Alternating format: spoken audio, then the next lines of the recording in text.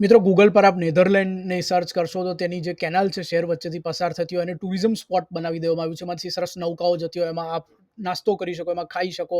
ઘણા રહે છે પણ ખરા એવી નૌકાઓમાં, અને બહુ બ્યુટીફુલ ક્લીન વોટર હોય અને કેનાલ કિનારેની પ્રોપર્ટીઝના ભાવ પણ ખૂબ ઊંચા હોય. પરંતુ અમદાવાદ પૂર્વમાં વિપરીત સ્થિતિ હતી. ખારી નદીમાં કટ એટલે ખારી કટ કેનાલ જે અમદાવાદના પૂર્વ વિસ્તારમાંથી પસાર થાય છે. 22 કિલોમીટર લાંબી આ 1881માં બનેલી બ્રિટિશ કાળની કેનાલ છે. પરંતુ એનો ઉપયોગ લોકોએ કચરાપેટી તરીકે કરવા માંડ્યો હતો. કચરો ત્યાં ફેંકે, વેસ્ટ વોટરના જે ઇન્ડસ્ટ્રીના જે જોડાણો છે પાઇપના, એ ખારીકટ કેનાલમાં આવે અને એકદમ પોલ્યુટેડ વોટર ત્યાં ભેગું થાય. આ સિવાય લોકોના ઘરોના પણ કેટલાય જોડાણ ગટરના એ ખારીકટ કેનાલમાં જતા હોય. અને એટલે થાય એવું કે ચોમાસામાં જ્યારે ખારીકટ કેનાલમાં પાણી આવે ત્યારે એના પાણી બેક મારે, લોકોની બાથરૂમ અને સંડાસમાંથી પાણી બહાર નીકળી અને તેમના ઘરના વિવિધ રૂમોમાં ઠલવાઈ જાય, એ પ્રમાણેની એક સ્થિતિ ઊભી થાય. આ ઉપરાંત ગંદકીનો પ્રશ્ન, જંતુ ઊભા થવાનો પ્રશ્ન, આ વિવિધ પ્રશ્નો ખારીકટ કેનાલને કારણે હતા, અને એના કારણે એની બંને તરફની પ્રોપર્ટીઝના ભાવ પણ નીચા રહે પૂર્વ વિસ્તારમાં. પરંતુ ફાઇનલી સરકારે નજીકના ભૂતકાળમાં એક કામ શરૂ કર્યું છે, જે અનુસાર 22 કિલોમીટરના ખારીકટ કેનાલમાં પ્રિકાસ્ટ પેરાપેટ બોક્સ લગાવવામાં આવી રહ્યા છે અને 40 બ્રિજીસ જે આ કેનાલ પરથી પસાર થાય છે એમને અપગ્રેડ કરવામાં આવી રહ્યા છે. અને નાગરિકોના આનંદ પ્રમોદ માટે 40 સ્થળોએ ગ્રીન પેચનું પણ નિર્માણ કરવામાં આવી રહ્યું છે. 1200 કરોડના ખર્ચે ગુજરાત સરકારે ખારીકટ કેનાલના નવનિર્માણનું કામ શરૂ કર્યું છે. કેનાલને 6 લેન રોડમાં રૂપાંતરિત કરવામાં આવી રહી છે. એટલે અંદર તો કેનાલનું જે કામ છે એ તો વ્યવસ્થિત થશે જ, જે બોક્સીસ બનાવવામાં આવશે એના કારણે, પરંતુ ઉપરથી એક 6 લેન રોડ જશે એટલે પૂર્વ વિસ્તારને આખો એક નવો રોડ મળશે.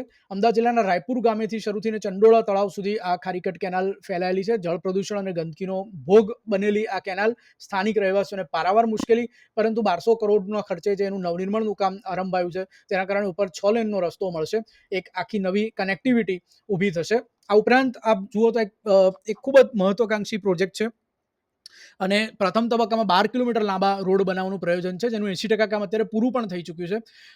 મુખ્યમંત્રીએ તાજેતરમાં 1003 કરોડ ના બીજા તબક્કાને પણ મંજૂરી આપી દીધી છે. 2027માં આ ખારીકટ કેનાલનો પ્રોજેક્ટ પૂરો થશે ત્યારે પૂર્વ અમદાવાદના નાગરિકોને ઘણી બધી સમસ્યાઓથી તો છુટકારો મળશે જ, પણ એ સાથે એક લાંબો રોડ પણ મળશે 6 લેનનો, જે કનેક્ટિવિટીની દ્રષ્ટિએ ખૂબ જ ઉપયોગી થશે. મિત્રો, આપણે જાણીએ છીએ કે જ્યારે શહેર વસી ચૂક્યું હોય ત્યારે વચ્ચેથી રોડ કાઢવો હોય એ ખૂબ જ અઘરું પડે.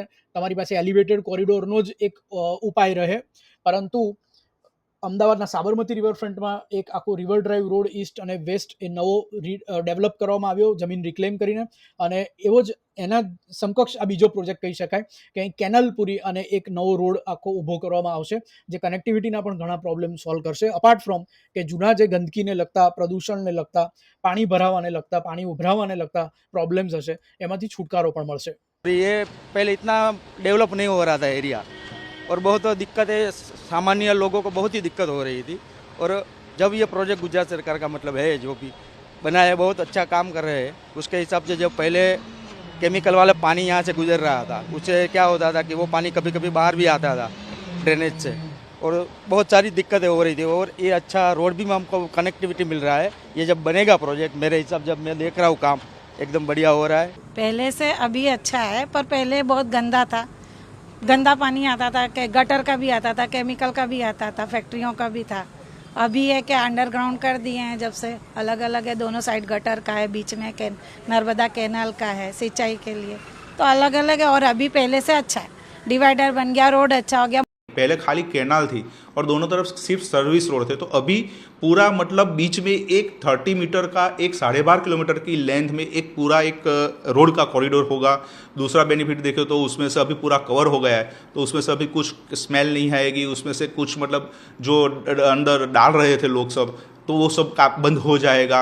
और इसकी वजह, और तीसरा देखें तो जो और हमने स्टॉर्म वाटर का डेडिकेटेड बॉक्स प्रोवाइड किया, तो उससे उसकी कैपेसिटी जो है रेन वाटर कैरी करने की काफ़ी कुछ बढ़ गई है, तो इससे काफ़ी कुछ फ़ायदा होने वाला है.